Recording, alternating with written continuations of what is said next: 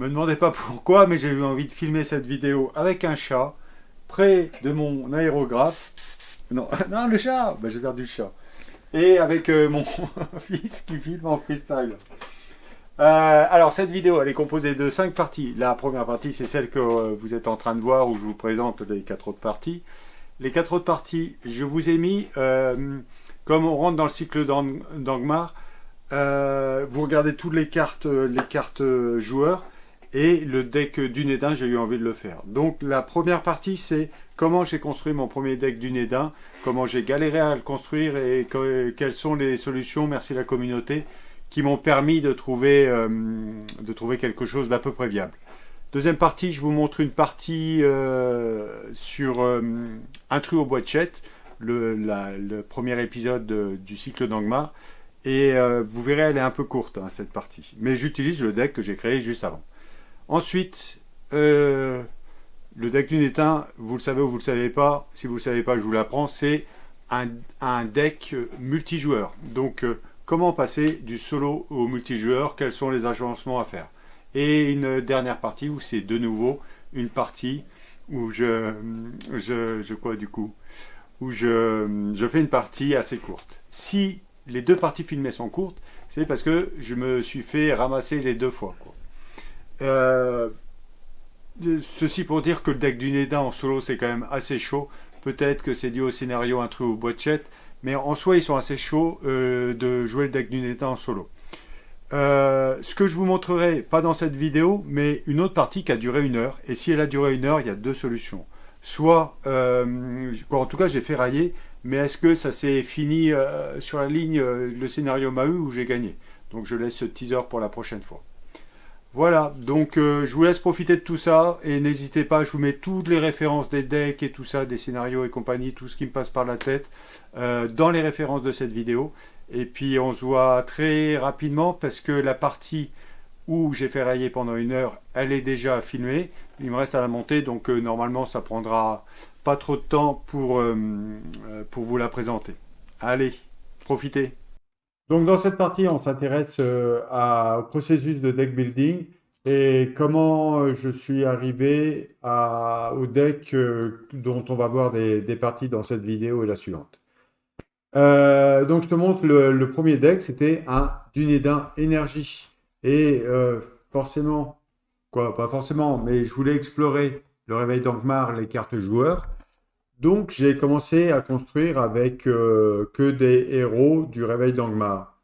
Et Merry me plaisait bien, hein. Merry, il a une capacité tout à fait intéressante, c'est-à-dire qu'il est très versatile. Soit il participe à la quête en mettant ses 2 points de volonté, soit c'est un baisse-menace. Mais pour qu'il soit aussi versatile, il faut lui attacher le poney de Hobbit. Action, si le héros attaché n'est pas engagé dans la quête, inclinez le poney de Hobbit et le héros attaché pour engager ce dernier dans la quête. Voilà, donc on peut en phase de quête, c'est-à-dire après avoir fait le renforcement, on peut l'engager dans la quête alors qu'il n'y était pas.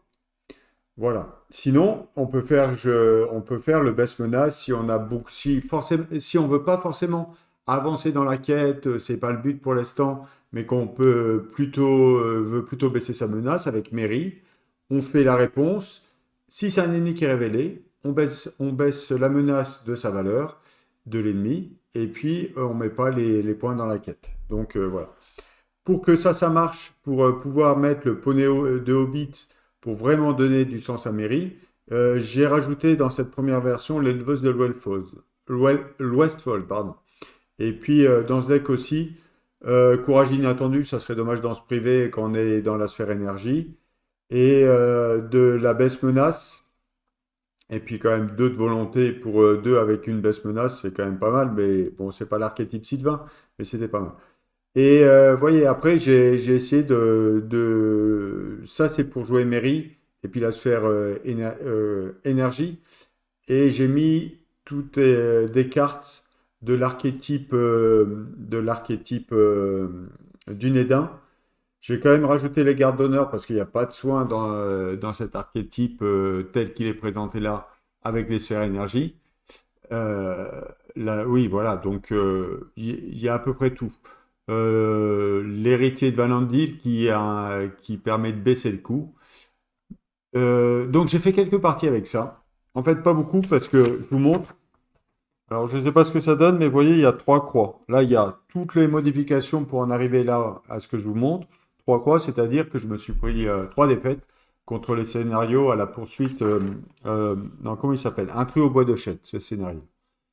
Voilà. Donc, bien que j'aime beaucoup Mary, je pense que je vais le revoir dans des decks, que je vais construire autre chose avec, mais ça allait pas. Notamment, ça allait pas parce que si vous regardez un peu les cartes du Réveil d'Angmar, l'extension héros, il y a beaucoup de cartes du Nédin qui sont dans la sphère connaissance. Donc, ça serait dommage de se priver de la sphère connaissance. Et là, je pouvais pas en mettre. J'avais pas de façon de payer de la connaissance. L'autre solution, la solution à laquelle je suis arrivé, je vous montre la version 2. On pourrait dire, bah, mets un héros connaissance. Non, j'ai insisté à vouloir mettre la sphère énergie parce que là, c'est un dîner d'un solo. Donc, Galadriel. Galadriel, vous voyez, quand vous connaissez Galadriel, j'ai fait déjà une présentation de Galadriel et dans la decklist, pas la decklist, mais la série de vidéos, je ne sais plus comment ça s'appelle, ce truc qui parle des 4 starter decks, on lui attache Nenya. Incliné Nenya, et ce qui m'intéresse, pardon, je vais essayer d'arrêter de bafouiller et de chercher mes mots. Attacher cette carte à Galadriel, elle gagne une icône de ressources connaissance. Donc voilà, vous avez des ressources connaissances avec Galadriel, ce qui m'a permis de rajouter Rôdeuse de la Route de l'Ouest, qui gagne plus 3 s'il y a une quête annexe, qui arrive un peu dans le réveil d'Angmar. Et j'en ai mis un quand même. Et puis Sentinelle du Guet de Cerne, ça, elle est superbe cette carte. Parce qu'elle permet de volonté plus piocher des cartes. Donc c'est une très bonne carte. Voilà. Donc j'ai essayé comme ça. Mais ces deux decks-là, V1 et V2, ils ont quand même un gros défaut, c'est-à-dire que pour jouer Mary, je dois jouer l'Éponéo de Hobbit pour que Mary fonctionne correctement et rajouter des éleveuses de l'Westfold parce que ça permet d'aller chercher une carte penture par les 10 premières. Et puis là, ici, dans ce deck-là, avec Galadriel, qui est un Noldor, donc si vous n'avez pas tour 1 Nenya, c'est embêtant parce que Nenya, ça serait bien de l'avoir pour pouvoir quêter dès le tour 1. Nenya permet cela, hein. Incliner Nenya et Galadriel pour ajouter sa volonté à la volonté d'un autre personnage jusqu'à la fin de la phase. Alors, on ne quête pas en soi, mais elle donne sa capacité de quête à un autre. Et puis les autres actions, vous les faites plus tard.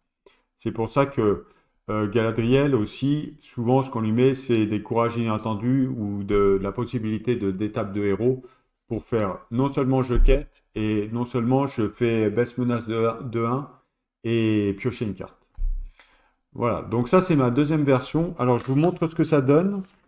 Euh, Plusieurs options. Soit je joue mal, soit j'ai pas de bol, soit ce deck est pas adapté. Mais un mélange des trois, avec un trou au bois de jet, j'ai fait 8 parties, j'en ai pas gagné une seule. Un peu désespéré, quoi. Je me dis, voilà, c'est chaud ce deck du Nédin, et quoi en solo, hein, j'ai quand même une contrainte forte, c'est que là, j'essaie de faire un du Nédin solo, donc il faut que je gère la quête. Donc finalement, je suis venu à me dire, hop, je vais faire autre chose, et je m'en suis remis à la communauté pour savoir quels sont les archétypes un peu solo en Dunédin. Donc je suis allé voir sur Forum Actif, le forum que je fréquente pour voir ce qu'il en est. Et j'ai regardé, proposé par Roxor, le deck qu'il propose sur SDA Builder.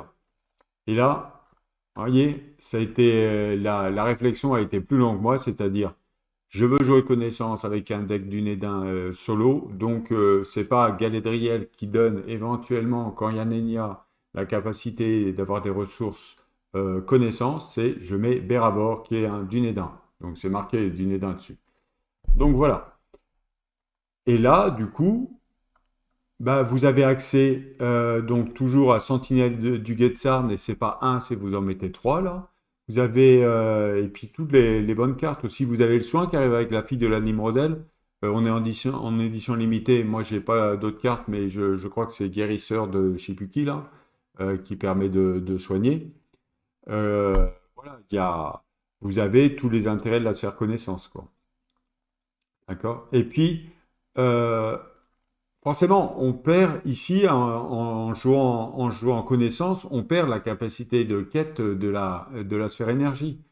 Donc, comment pallier à ça dans ce deck? Il y a Protecteur de la salle du jaillissement qui donne 3 de quête pour 3, ce qui est quand même intéressant. Et puis, là où ça devient vraiment intéressant de mettre des ents qui, a priori, n'ont rien à voir avec les Dunédins, c'est que vous avez le guerrier Dunédan, de Durunan. Pas de Dunédan, de Durunan. Dérunan. Voilà, j'y arrive. Si vous lisez la carte, tant que le guerrier de Dérunan défend, il gagne action à infliger un point de dégâts au guerrier de Dérunan pour lui donner plus 3. C'est-à-dire qu'il a un bouclier de 5. C'est-à-dire que il peut, s'il est vierge de dégâts et que vous lui mettez un pour faire l'action, il peut se prendre 5, 6 dégâts. 6 dégâts parce que le septième, ça lui ferait, il va mourir, quoi. Donc c'est-à-dire que vous pouvez stacker une attaque à 6. Voilà. Donc un ennemi qui attaque à 6, s'il n'a pas un plus 1 dans sa carte ombre, ça passe. Donc c'est quand même assez intéressant, quoi. Et là où c'est vraiment intéressant, c'est que vous la connaissez, vous avez lu les cartes, hein. Guerrier de Dieu Dérunant, avec le protecteur de la salle de jaillissement, se fait soigner. Donc, ça va très bien dans un deck du Nédin. Donc, voilà. Et dernière chose qui fait que ce deck est meilleur en termes de stats de victoire contre le Boîte-Chette, un truc au Boîte-Chette, c'est, vous voyez, j'en suis là. Alors, j'ai fait 2, 4, 6, 8, 10, 1, 2, 3, 4, 5, 6, 7, 8, 9, 10, 11, 12, 13, 14, 15, 16 parties, c'est ça. Et bien que ce ne soit pas folichon, j'en ai gagné 4. J'en ai perdu tant que ça? Bah voilà. Donc c'est mieux que 0%. On est à 25%. Mais voilà. Les decks du Nédin solo, c'est pas fait pour ça, hein. Quoi dire d'autre? Oui, l'avantage de ce deck aussi. Ce que j'avais pas fait sur les deux premiers, c'est que, vous voyez, bien que j'ai la sphère commandement, j'ai pas attaque furtive Gandalf et j'ai pas mis la carte l'intendant du Gondor. Parce que je voulais, vous voyez, il y a beaucoup de réveils dans le Kmar, je voulais tester un peu toutes ces cartes. Rôdeur du Cardolan, des choses comme ça, descendant des rois. Voilà, je voulais tester. Donc là, je me suis dit, tester des cartes pour jamais gagner, c'est quand même pas très intéressant.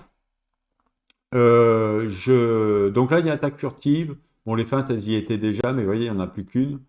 Bouclier gondorien, dans mes premières versions, je les avais mis, mais j'ai dû les enlever parce que j'avais d'autres cartes à mettre.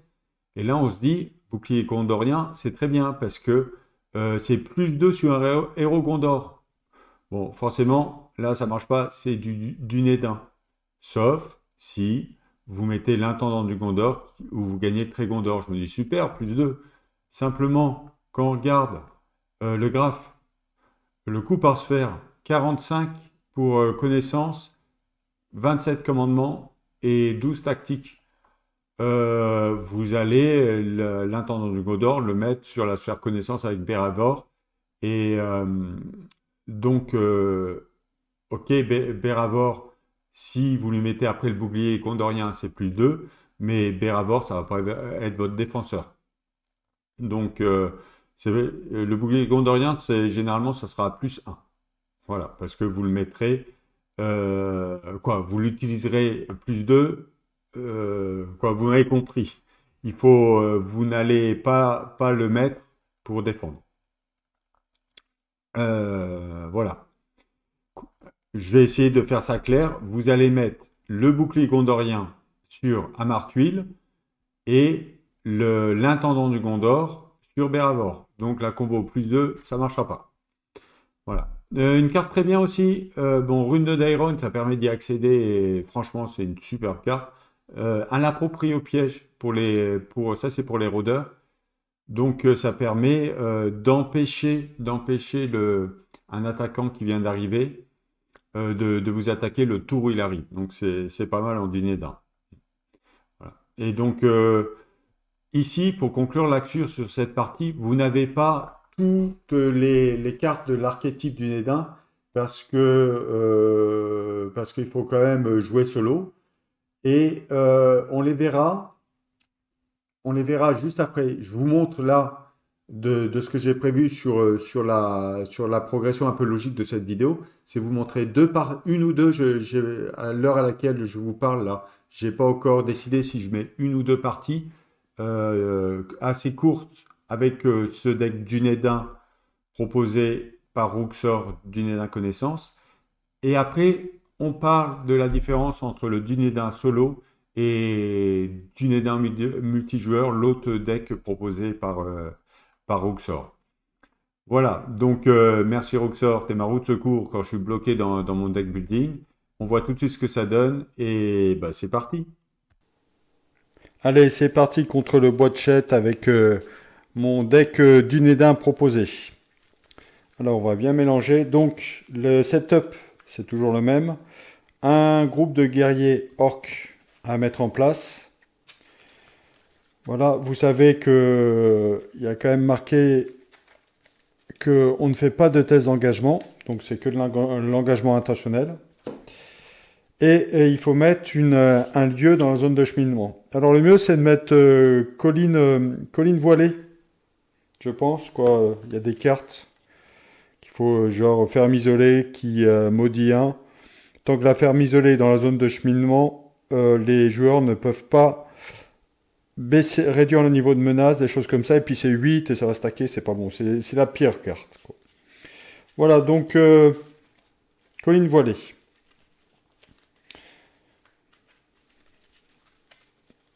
Voilà, ça c'est prêt. Tout ça dans la zone de cheminement. Oui, c'est là que c'est marqué qu'on fait que de l'engagement intentionnel, on ne fait pas de test d'engagement.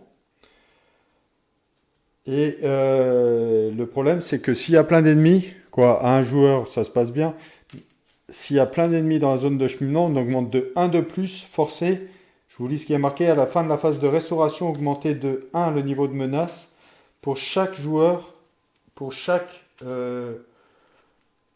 le niveau de chaque joueur pour chaque ennemi dans la zone de cheminement. Donc c'est 1 minimum plus autant d'ennemis. Alors prenons une première main de départ.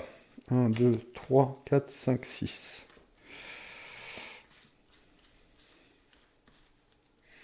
Alors, l'héritier de Valandir sans ennemis dans la zone de cheminement. Ça, c'est avec les pièges. Le rôdeur des Minermen. Simplement, avant de jouer ça, j'ai pas de réducteur de menace. J'ai pas l'intendant du Gondor. Moi, je pense que en exploration, ouais, je pense que ça se remélange ça. En gros, j'avais pas 2-3 cartes qui pouvaient être jouées. Et encore, c'est tout. Il y a beaucoup de ressources vertes, comme vous le savez. Donc, un intendant du Gondor, une main avec des ressources vertes sans intendant du Gondor, c'est un peu aléatoire. Vous allez me dire, c'est le but du jeu, hein. De la tactique, de la stratégie, pour un peu contrebalancer l'aléatoire des tirages de cartes. 3, 4, 5, 6. Ah, voilà. On n'est pas forcément mieux. On va voir ce que ça donne. Allez, donc on part à 32, 10, 20, 32. On met des ressources.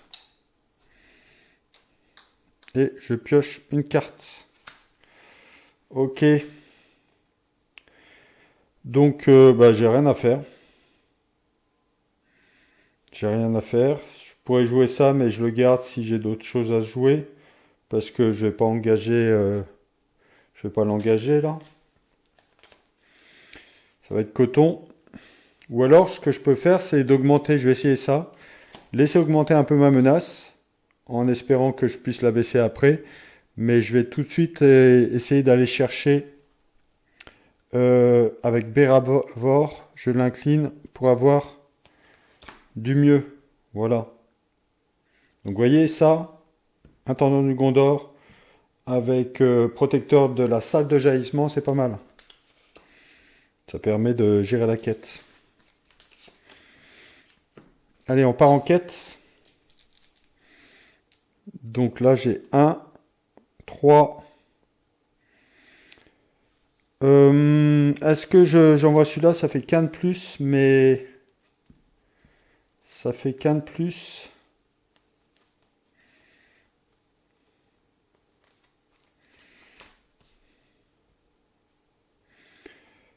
Trois, 4. De toute façon, je vais pas bloquer s'il y a un petit ennemi qui arrive. Allez, on va essayer comme ça. Donc j'ai 2, 3, 4. Voilà, donc ça me fait 3 et 3, 6. Et un 7. Donc j'augmente 1, 2, 3 ma menace. Ok, phase de voyage. Je peux voyager ici. Alors, un joueur choisit un ennemi dans la zone de cheminement et l'engage au combat.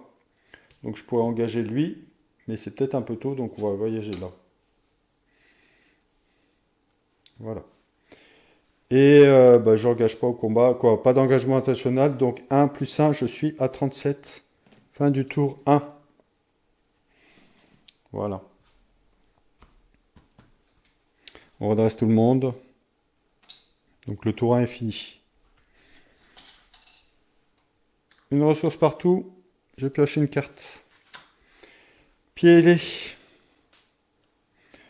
Voilà. Ça permet de... oui. Donc il faut annoncer.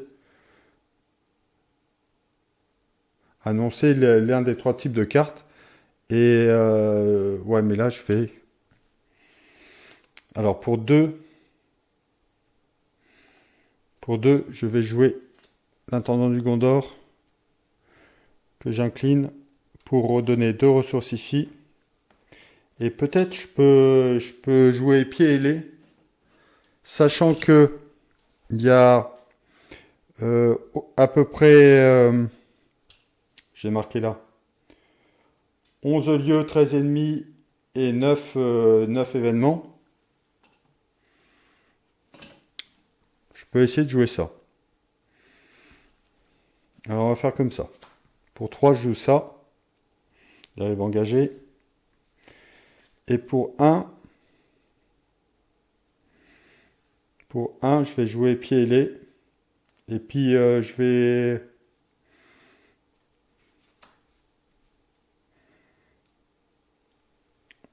le mettre sur Aragorn.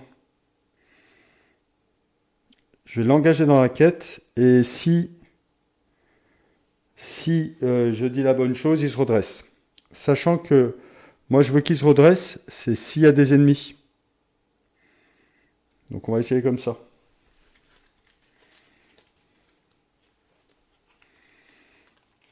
Et peut-être on peut jouer le bouclier gondorien. Alors le truc c'est que je vais l'attacher peut-être ici, le bouclier gondorien, parce que c'est peut-être lui qui va défendre en priorité. Mais il n'est pas Gondor. Il gagne quand même plus 1, ça fait 4. Voilà, voilà.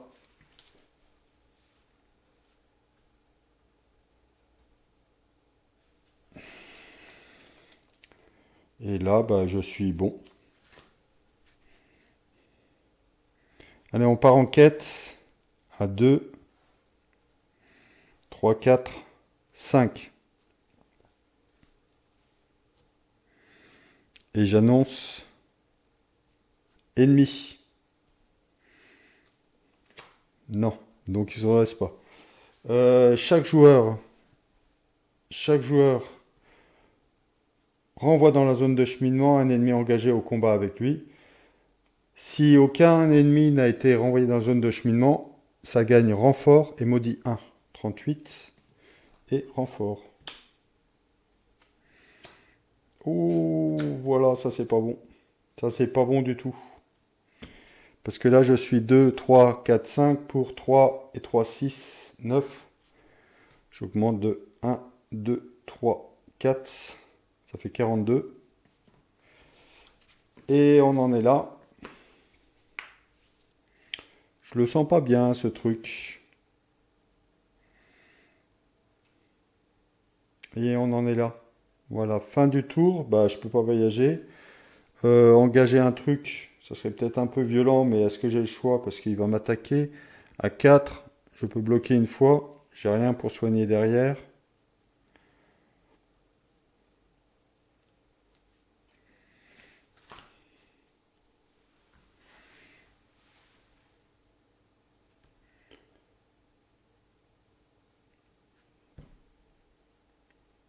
Mais je peux pas laisser tout ça ici, hein.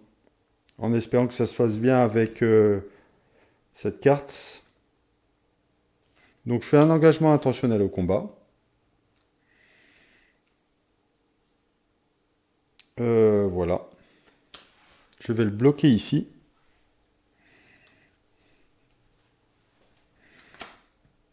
Il n'y a rien. Donc il a plus 1. Donc il se prend 2 dégâts. 1, 2 dégâts. J'ai du soin dans mon deck, mais quand même. Voilà. Donc j'augmente que de 1 parce que j'ai qu'un seul ennemi. Ah oui, il y a un en plus. Je crois que j'avais pas augmenté ma menace. Je suis à 44. Hein. Tour 2, fini. Avant, j'ai redressé. Hein.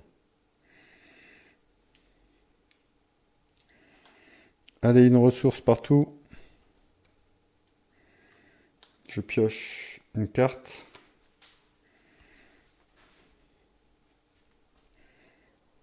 Et je mets 2 ressources ici.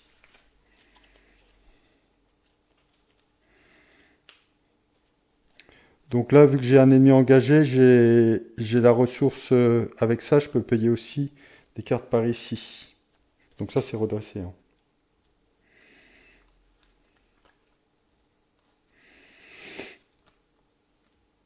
Alors, pour 3, je vais jouer ça. 1, 2, 3. Sentinelle. Une carte pour chaque ennemi engagé au combat avec vous. J'ai ça.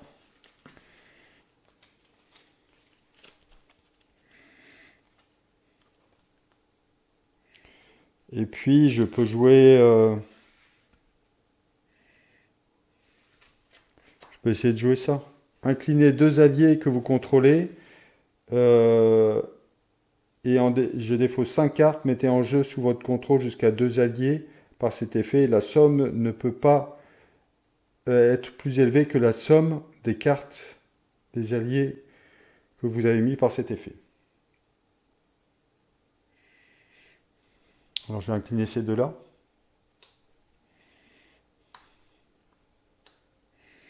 Un, 2, 3, 4, 5. Et ben voilà, je peux mettre ces deux-là. Donc ça va dans cet ordre. 3, 4, 5. Je peux mettre ces 2 cartes.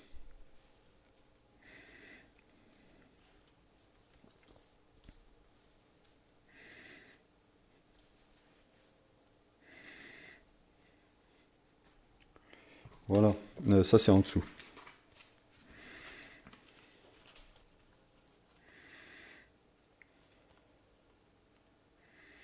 Donc ça, la fille de Nimrodeh, je peux la garder pour soigner, puis je recommence comme tout à l'heure. Hein.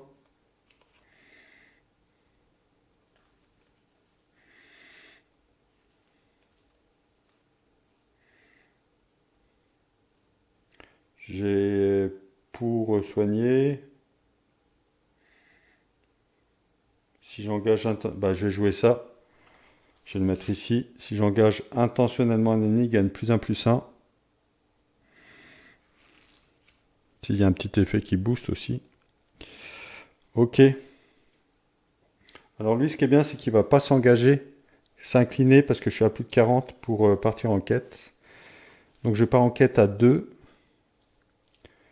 4, 6 et 7. 7 et j'ai 6 ici. 6, 7, 8. Une fois révélé, soit vous défaussez un allié que vous possédez, soit vous révélez une carte de rencontre supplémentaire. Alors défausser un allié que je possède, ouais, mais ça m'embête de... J'aurais dû le faire avant avec ce truc. Mais ça, j'en ai besoin, quoi.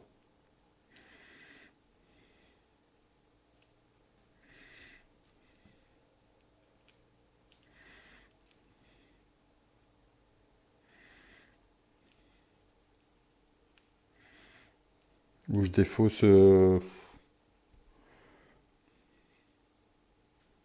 Je révèle une carte de rencontre supplémentaire, parce que sinon, elle va mourir, hein, la fille. X est le nombre de cartes quête en jeu, voilà. Donc je suis 3, 4, 5, 6, 7, 8, 9. Et moi, je suis parti à 2, 3, 4, 5, 6, 7. J'augmente de 2, je suis à 46.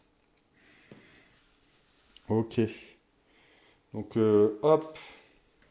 Comme ça. Une fenêtre d'action que j'ai, phase de combat.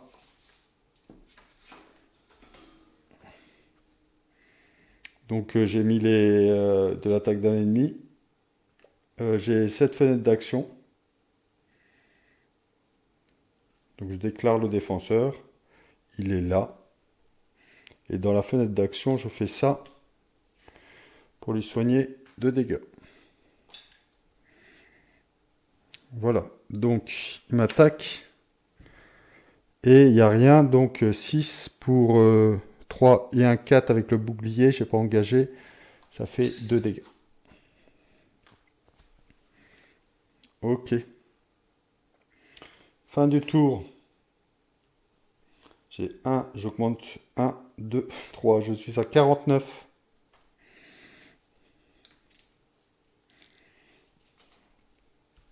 Là, il faut pas me la faire. Il faut que j'ai Gandalf et pas la ferme isolée. Hein. Je vois pas d'autre solution pour survivre encore un tour de plus. Allez, une ressource à chacun. Je pioche une carte. Je mets 2 en plus, ça fait 3 que je joue la sentinelle du guet de Sarn pour piocher une carte parce que j'ai un ennemi engagé. Et donc j'ai ça.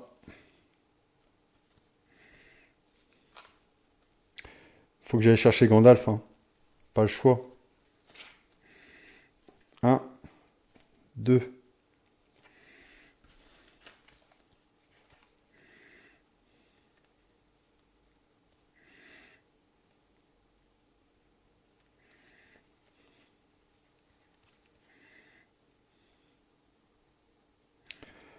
Qu'est-ce que je peux faire Parce que là, je peux pas lui mettre danger de la forêt, il peut pas avoir d'attachement.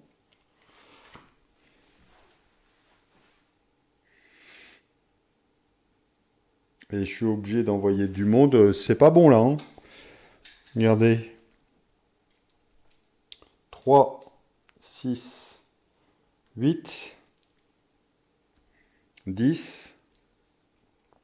J'ai 3, 6, 8, 9, 11. Allez, j'ai 11. Ah, et voilà. Maudit 1. Et voilà. Donc ça, c'est une partie qui se passe pas bien. Donc on est le 7 septembre. Voilà. Je vais continuer, et puis je vais essayer je vais continuer à filmer jusqu'à temps que j'en ai une qui se passe bien. Et puis on verra ce que ça donne. Hein. Mais voyez, pour l'instant avec ce deck, c'est mieux que ce que j'avais avant. Parce que j'ai quand même 3 parties gagnées sur 1, 2, 3, 4, 5, 6, 7, 8, 9, 10, 11, 12. Un quart des parties gagnées. C'est mieux que 0% avec mes decks d'Unedin énergie qui ne marchaient pas. Voilà, donc dans cette partie, on explore ce qui se passe quand on passe du Dunedin solo au Dunedin multijoueur. Alors, J'ai mis des -3, quoi, toutes les cartes que je tire du solo et les cartes que je rajoute pour passer en multijoueur. Déjà, on peut regarder, bon, il n'y a pas d'ordre, mais allez, commençons par ça. Ici, si on compte, on fait la somme de toutes les cartes retirées, je suis à 20 cartes. Voilà, et donc on peut voir ce qu'on enlève comme fonction à ce deck solo. Donc les intendants du Gondor, je ne vous les présente pas. On a enlevé quelque chose qui est quand même un peu du Neda, mais qu'on a quand même enlevé de ce deck. C'est la combo, quoi, Danger de la forêt. Ça, je m'en suis servi hein, dans toutes mes parties solo. Ça m'a été utile. Quand j'arrivais avec l'intendant, ça passait bien. Et puis avec voilà, avec le rôdeur qui donne qui donne aux volontés égales à la menace imprimée de l'ennemi choisi avec un piège. Donc ça part. Alors, ici, qui part aussi, j'ai la combo attaque furtive Gandalf. Donc vous voyez, ça c'est très très versatile, c'est très fort parce que ça va un peu partout, ça peut s'adapter à la situation. Ça coûte pas cher, c'est utilisable 2 fois. Je ne vous fais pas encore le panégyrique de ces cartes. Mais voilà, c'est pas du Nédin. Et là, on avait besoin pour combler un peu les faiblesses du Nédin. Solo 1. On a enlevé de la quête, en fait, avec ces protecteurs de la salle de jugement. On a enlevé la quête, plus la combo avec ce qui reste, par contre, un bon attaquant, le guerrier du Nédin. Donc le fait de soigner quand lui se redresse, ça part. J'en aurais peut-être laissé un, voilà ce que je dis. Et puis des cartes un petit peu outils, ça c'est un peu un multitool et je m'en suis pas trop servi, quoi. Voilà, donc ça s'en va. Mais quelle est la force du Dunédain, c'est, vous le savez, c'est des alliés arrivent, on chope les ennemis. Donc en solo, toutes les cartes qu'on a déjà dans le deck, qui sont par exemple, vous voyez, ne serait-ce que Sentinelle du Guet-Sarn, à chaque fois que j'ai joué, généralement je piochais une carte en plus, parce que j'avais qu'un ennemi engagé. Donc ça c'est pas du Nédin. +1, +2 maximum en solo j'avais. Ça c'est du soin, ça reste. Voilà. Et toutes ces cartes, voyez, par exemple, Héritier de Valandir. Héritier de Valandir, ça coûte 2. Et pour rentabiliser, il faut... quand j'ai réussi à le mettre, allez, je rentabilisais un peu le 2, je gagnais un peu peut-être des ressources. Mais vous voyez, c'était pas forcément... voilà. +1, le coût du prochain allié. Et en fait, toutes les cartes de ce Dunédin, c'est bon, ça c'est pas Dunédin, ça c'est super comme carte. Hein. Pris au piège, ça permet de vraiment gérer le gros ennemi. On n'a pas besoin de le bloquer et puis son effet ombre. Et le tour d'après, on le démonte. Voilà, donc oui, j'en ai bien 1, 2, 3. Voilà, c'est ce qui reste. Et donc, on peut maintenant que le côté quête, côté tout ça, et c'est pas forcément à nous de le faire, de booster le côté du Nédin. Alors, appel à l'aide, ça c'est pas forcément du Nédin. Les feintes, parce que là on va en engager plein des ennemis. Au lieu, on va engager 2 fois plus si on joue à 2 et statistiquement 4 fois plus si on joue à 4. Les feintes vous connaissez la feinte. Allez, on le fait comme ça. Le rôdeur, parce que là il y aura souvent, après que vous avez engagé au combat un ennemi, c'est-à-dire que là, vous les engagez et vous avez des cartes comme qui font apparaître. Alors, c'est où? Après l'entrée en jeu du Fils de l'Arnor, choisissez un ennemi dans la zone de cheminant et engagez au combat cet ennemi. Donc, vous voyez, ça va avec. Vous l'engagez et hop, la réponse, vous jouez le rôdeur du Cardolan. Si j'ai beaucoup d'ennemis, beaucoup de défenseurs, voilà. Avec ils sont un peu fragiles, mais bon, si c'était 4 et 2, pour 2, ça aurait été cheaté. Hein. Voilà. Mais donc là, à plusieurs, le +1, il peut vite se transformer en +4, parce que 3 ennemis. Mais qu'est-ce qui va faire la force de ça, là, vous voyez? Attachez cette carte à un ennemi, celui-ci perd -1. Réponse, quand l'ennemi attaché est détruit, donc on a un baisse menace intégré, ça c'est pas mal. Mais c'est-à-dire qu'il faut détruire des menaces, il faut être dans un jeu où on les engage, on les détruit et tout ça. Sinon c'est moins efficace. L'épée du Lunator pour gagner +1. Donc vous voyez, on rajoute quand même des choses qui sont vraiment orientées. Je défends ici, le fait de tuer, j'attaque ici. Vous voyez, j'attaque, je défends, multitool un peu sur la situation. Ce qui est pas mal, c'est que quand on engage dans la phase ici dans la phase de préparation, comment ça s'appelle? La phase de, je sais plus, vous le savez mieux que moi. Phase de préparation, je vais pas retrouver le terme. Phase d'organisation, voilà. J'ai un pense-bête quand je suis bête. Hop, vous le mettez, c'est très versatile. Et puis donc ça, c'est pour la défense et préparer l'attaque. Mais vraiment, la carte qui change tout, c'est quoi qui change tout très très très forte, c'est Destrier du rang. Destrier du rang, vous le mettez où là? Mais en fait, vous le mettez sur Aragorn. On parlera un peu de ça. Aragorn avec le Destrier du rang. Qu'est-ce que ça fait? Vous avez plein d'ennemis. Une fois qu'un ennemi a été détruit, vous, avec la réponse d'Aragorn, vous pouvez en amener un de la zone de cheminement.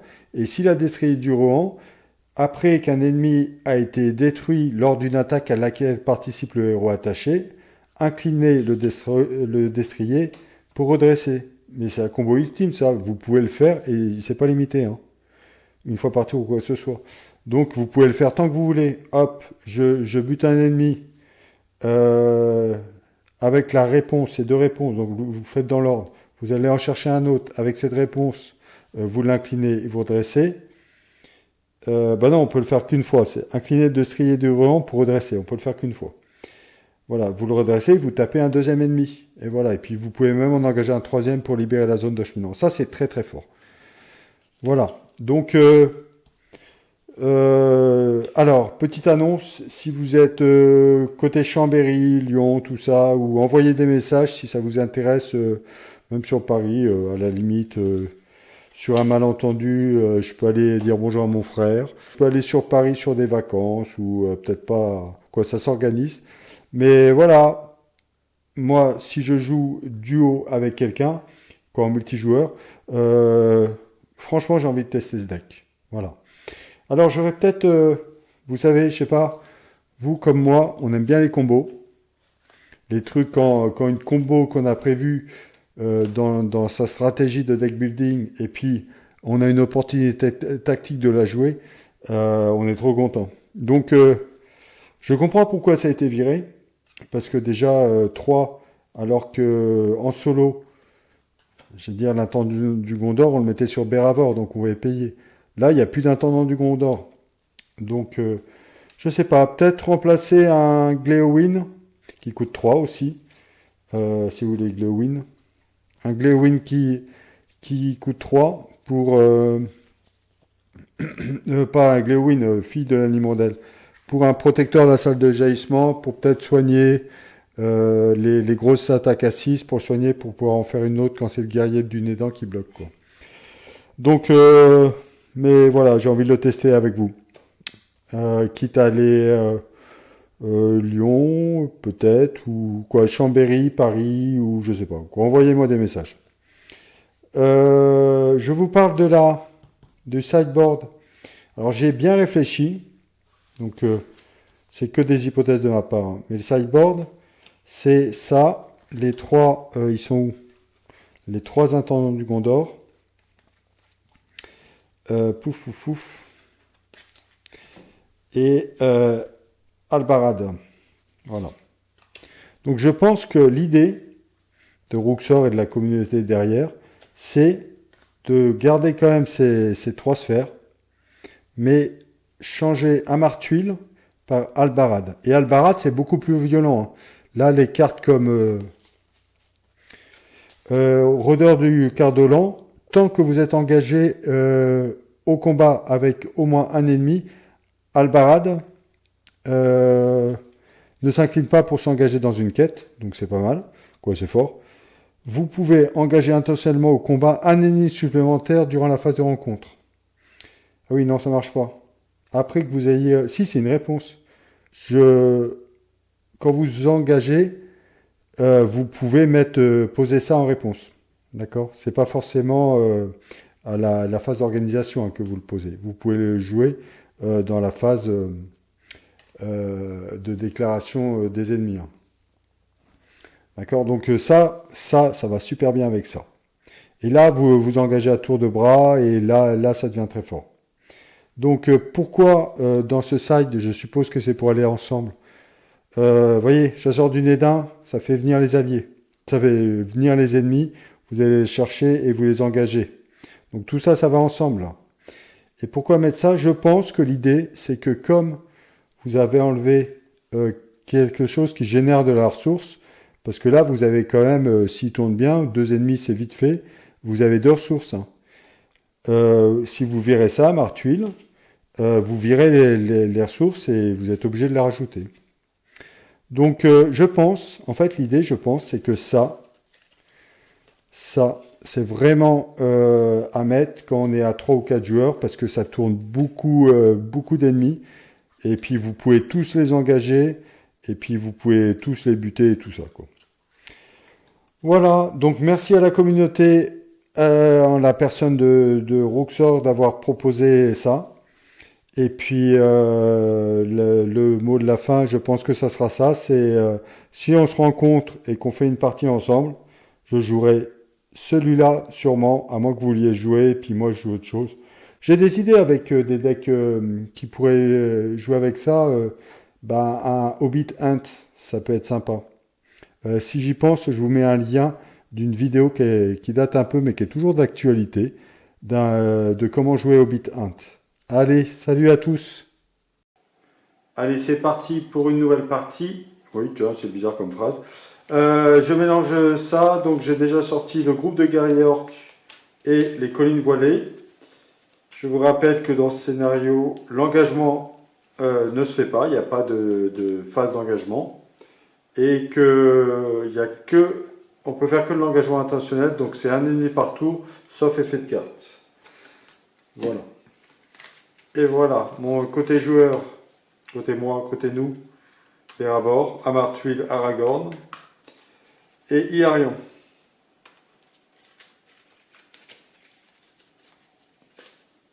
Et on part à 32 au tour 1. Donc il y a l'engagement intentionnel. Aussi, il y a un forcé à la fin de chaque phase de restauration. Augmenter le niveau de menace de chaque joueur pour chaque ennemi dans la zone de cheminement. 1, 2, 3, 4, 5, 6. Alors, on a beaucoup de verre, tout ça. C'est pas terrible ça. Voilà, ça c'est bien. Mais ça, c'est que si j'ai des pièges. Et ça, elle est bien, hein, la pro pris au piège. C'est-à-dire, réponse après avoir engagé au combat un ennemi, cet ennemi ne peut pas vous attaquer jusqu'à la fin du tour. Je vais refaire sa main parce que ça doit venir avec les pièges et j'ai pas de pièges. Et je voudrais peut-être des intendants, des choses comme ça, voilà. Parce que la sœur connaissance est demandeuse de ressources. Hein. Ça, dommage, c'était bien en le voit l'intrépide, parce que surtout dans cette partie, puis en commençant à 32, vite, on est à 40. Hein. Après, il y a les baisses menaces pour gérer ça. Jouer un peu en vaillance, mais c'est pas un dé de vaillance. Hein. 3, 4, 5, 6. Là, j'ai le danger de la forêt maintenant. Ok. On va garder cette main. Hein. Allez, on commence. Tour 1, je mets ça pour pas oublier de compter les tours. Une ressource partout. Et je pioche une carte, l'héritier de Valanduil. Et ben voilà. Comme ça, la rune de Daeron, elle sera... J'hésitais à jeter un danger de la forêt. Rune de Daeron, 2 cartes. Et voilà. Et ben, je vais jeter donc un héritier de Valandir. Ok. Alors.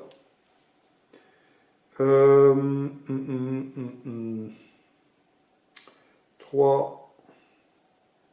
Peut-être tour 2 si je piocherai pas l'intendant du Gondor.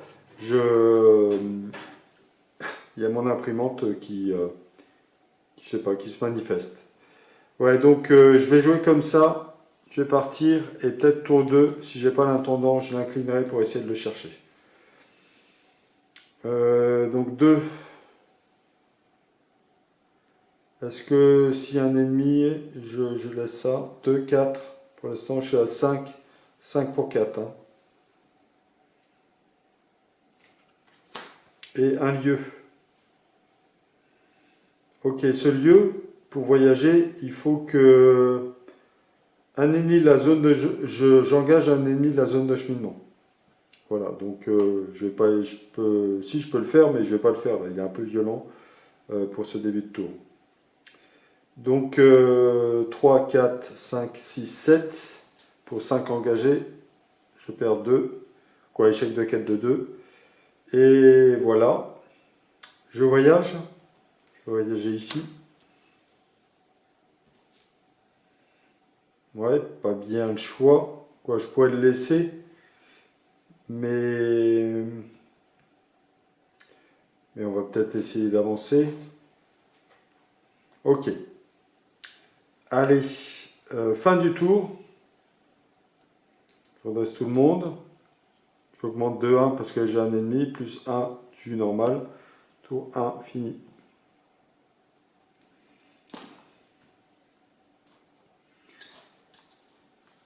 Allez, une ressource partout. Je pioche une carte. Ah, cool, l'intendant. Parce que du coup, je peux... Pour 2, je joue l'intendant ici. Voilà. Que j'incline pour donner 2 ressources.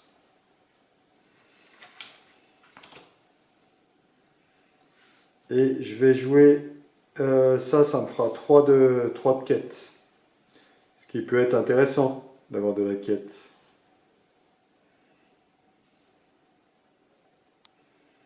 Peut-être que je paye. Hein. Ok.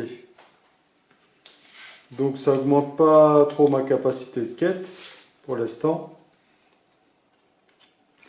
Ça va devenir problématique. Mais bon. Oui, lui il peut pas avoir d'attachement. Donc dans le danger de la forêt, je peux pas lui mettre. Allez, on part en quête. Alors, le vert pour la quête. 2, 4, 5 pour 6. Et il y a un ennemi, je le retiens. Ah non, voilà, donc une carte quête. Chaque ennemi orc gagne plus 1 à chacun de ses caractéristiques. Une fois révélé, chaque joueur doit chercher un ennemi orc dans le deck de rencontre ou dans le pile de défausse et le mettre engagé au combat avec vous. Ok. Donc ce qu'on peut faire, c'est en prendre un avec un effet forcé qui n'est pas engagé au combat avec nous. Lequel on peut prendre?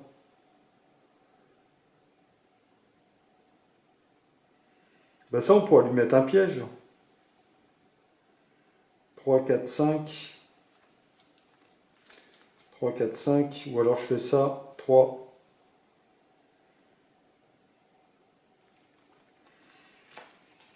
Voilà, engagé au combat avec nous. On va faire ça.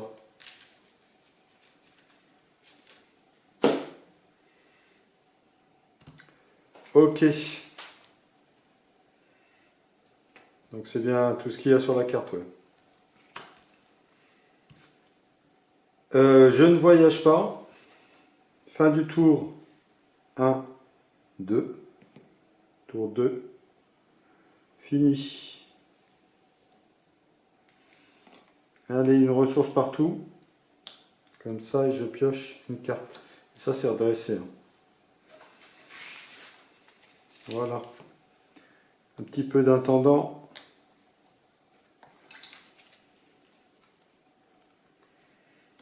Voilà, un petit peu d'intendant.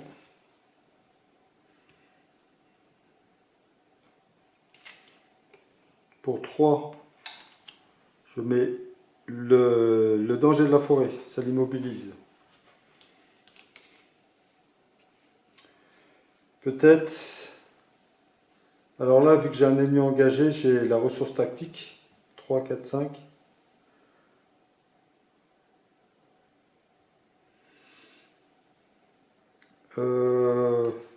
Bouclier gondorien.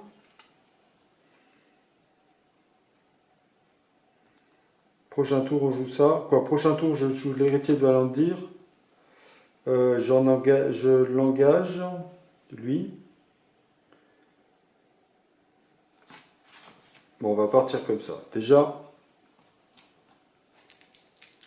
au niveau de la quête, on a 3 de plus. Hein. Bah, je joue tout de suite l'archer de Fornost.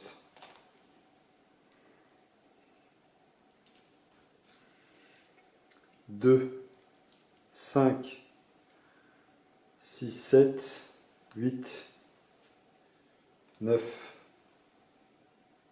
9 pour 6 pour l'instant.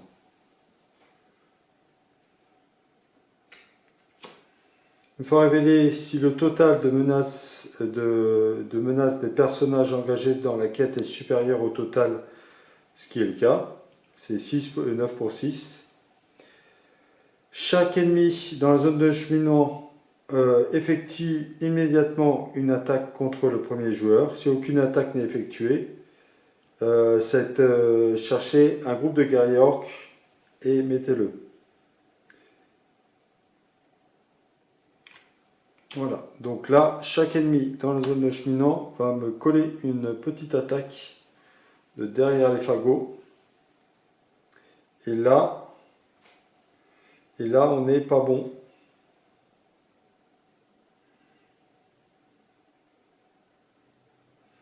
Parce que ça sent le gameau vert. Oui, donc il reste là, il m'attaque d'ici, hein, mais ça ne change rien. Parce qu'il m'attaque comme ça. Et le seul que je puisse bloquer, c'est celui-là.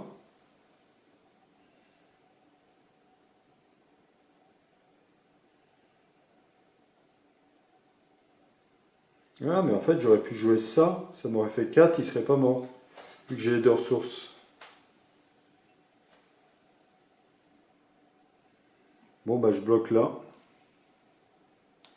Ça, c'est vraiment mal joué. Et il n'y avait rien. Ok, donc celui-là est mort. Et voilà. Bah, je vais continuer là. Hein. Donc, je vais compter une défaite. On est le 11 septembre. Voilà. Allez, on fera une autre tentative.